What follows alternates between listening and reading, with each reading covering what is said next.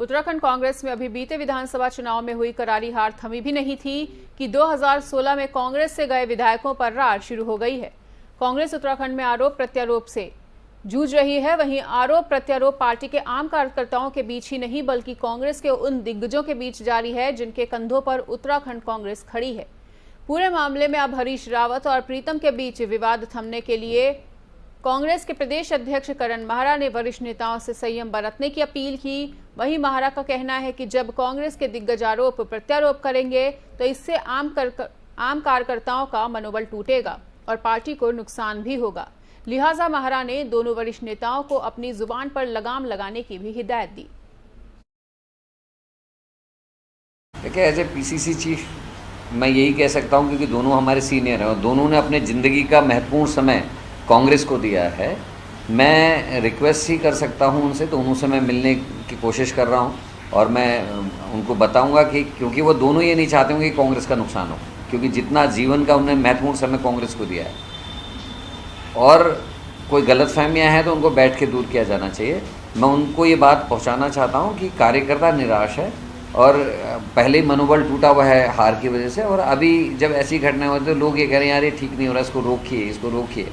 तो मैं यही दोनों अपने बड़े नेताओं से, दोनों मेरे अपने सीनियर से रिक्वेस्ट ही करूँगा कि पार्टी हित में वो संयम रखें और जो भी बातें हैं या किसी के बीच में कोई गलतफहमी है उनको बातचीत के द्वारा सुलझाने का काम करें।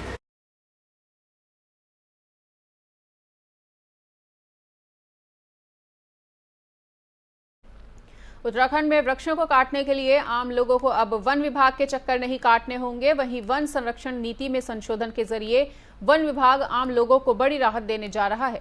दरअसल निजी भूमि पर वृक्षारोपण के बाद वन विभाग उक्त शख्स को ही वृक्षों का स्वामित्व देने पर विचार कर रहा है। प्रदेश के हरेला पर्व पर वृक्षारोपण को लेकर वन विभाग तैयारियों में जुटा हुआ है। वहीं इस साल वन विभाग ने राज्य के 15 लाख पेड़ लगाने का लक्ष्य तय किया है। पहली बार वन विभाग कुल वृक्षारोपण में से 50% फलदार पेड़ लगाने का फैसला कर चुका है और इस दौरान वन विभाग सभी विभागों को वृक्षारोपण के कार्यक्रम से जोड़ेगा, तकनीकी मदद भी देगा और जिसमें स्कूली बच्चे और तमाम संस्थानों को भी वृक्षारोपण अभियान से जोड़ा जाएगा।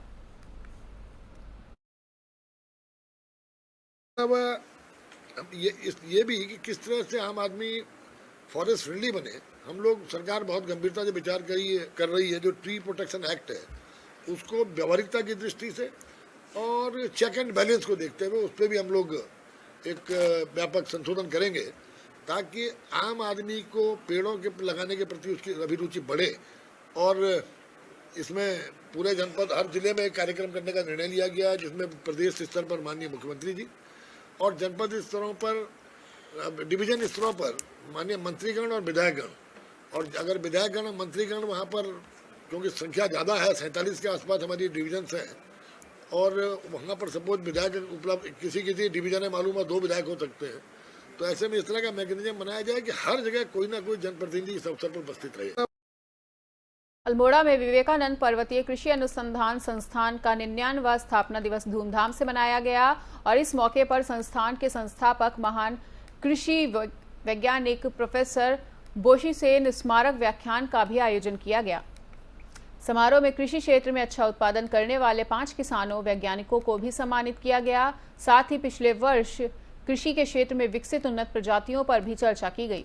इसके अलावा संस्थान द्वारा आधुनिक उन्नत कृषि यंत्रों और उन्नत बीजों की प्रदर्शनी भी लगाई गई। साथ ही कार्यक्रम के मुख्य अतिथि भारतीय कृषि अनुसंधान संस्थान एवं सम विश्वविद्यालय नई दिल्ली के निदेशक एवं कुलपति डॉक्टर अशोक कुमार सिंह ने आधुनिक कृषि के बारे में जानकारी दी।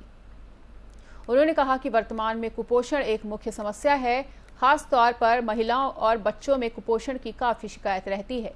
उन्होंने कहा कि संस्थान द्वारा ऐसी फसलों को तैयार किया जा रहा है जिसमें पोषक तत्वों की मात्रा अधिक हो। कुपोषण एक हमारी बहुत बड़ी समस्या है।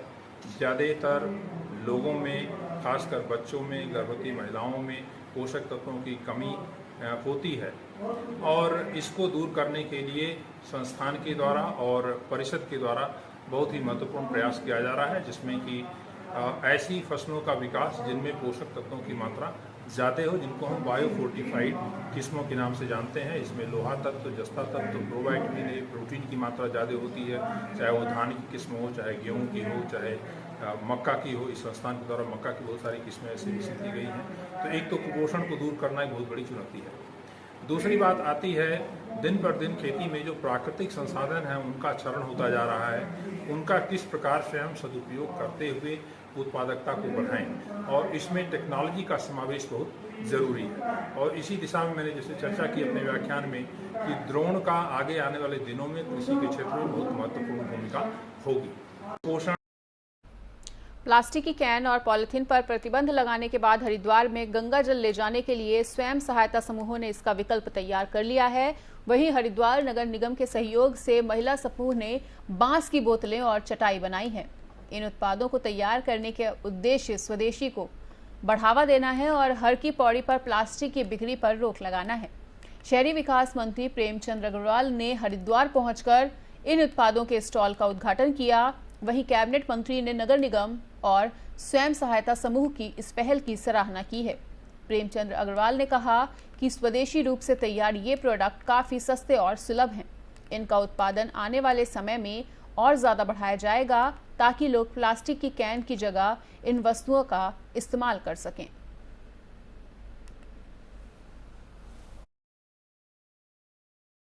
देखिए, एक शुरुआत है और आप देखिए जिस प्रकार से प्लास्टिक का प्रचलन बहुत तेज़ी से हमारे क्षेत्र में हो रहा है। अब उसको रोकथाम के लिए अनेकों बार प्रयास हम लोग करते रहे हैं, पहले भी प्रयास हुए हैं, आज भी हम कर रहे हैं। और आप देखिए जिस प्रकार से देश ने यानी कि हमारे भारत सरकार ने एक निर्देश जारी किया कि 1 जुलाई से पूरे देश के अंदर 45 से कम का जितना भी प्लास्टिक उसको हम बैन करें या उसका प्रयोग नहीं करें। ये बात अपनी जगह है, लेकिन मैं हरिद्वार नगर निगम की जो हमारे स्वयं सहायता समूह हैं उन बहनों ने एक वैकल्पिक व्यवस्था यहाँ पे की है। बोतलें हैं, आपने कांच की बोतलें हैं, बैम्बू की बोतलें हैं, उनको बहुत अच्छी तरह सुसज्जित करके एक विकल्प के रूप में आपने दिया है। आपने जैसे आपने मैट है जिसे हम चटाई बोलते हैं, जहाँ प्लास्टिक की चटाई लोग लेके और हर की पैड़ी आसपास गंगा के किनारे से लेकर छोड़ के चले जाते, प्लास्टिक उससे बढ़ता था उसका उपयोग। उसके लिए भी आपने एक वेस्ट कपड़ों से बनाई हुई चटाई किराए पे देने का जो आज उसका शुभारंभ हुआ है। तो इस प्रकार से, और दूसरा आप देखिए कि जो नगर निगम काम कर रहा है उसको एक सुंदर गीत में प्रस्तुत किया गया, उसका भी आज शुभारंभ हुआ है। और उसी प्रकार से जो हमारे यहाँ सार्वजनिक आयोजनों में अपशिष्ट का प्रबंधन है उसके लिए जो एक पुस्तिका है अविरल, उसका विमोचन हुआ है। और एक मशीन जिसके माध्यम से हम जो कलेक्शन करेंगे उसके मशीन के माध्यम से आप चाहे कैश है चाहे दूसरे माध्यम से उसमें जो अनियमितता की हम शिकायत हम सुनते थे उसका भी आज शुभारंभ हुआ है। कुल मिला के नगर निगम में जो एक आगे बढ़ता हुआ हमारा जो एक व्यवस्था है उसके लिए आज काम हुआ है। मैं सबको बधाई दे रहा हूं और उम्मीद कर रहा हूं इससे कहीं ना कहीं, जैसे आपने कहा कि कितना रोकथाम होगा, कहीं ना कहीं रोकथाम होगा। लेकिन जो हमने कहा कि 1 तारीख से हम लोग कोशिश कर रहे हैं पूरे प्रदेश में, जैसे देश के साथ हम लोग इस के लिए जो अभियान चलाए हुए हैं उससे कहीं ना कहीं जनता को भी उससे लाभ मिले और प्लास्टिक की उस प्रकार की जो चीज़ है उसको हम उपयोग में कम कर सकें, ये हमारा प्रयास है। देखिए, एक शुरुआत है। यहाँ पर रुकेंगे एक और ब्रेक के लिए।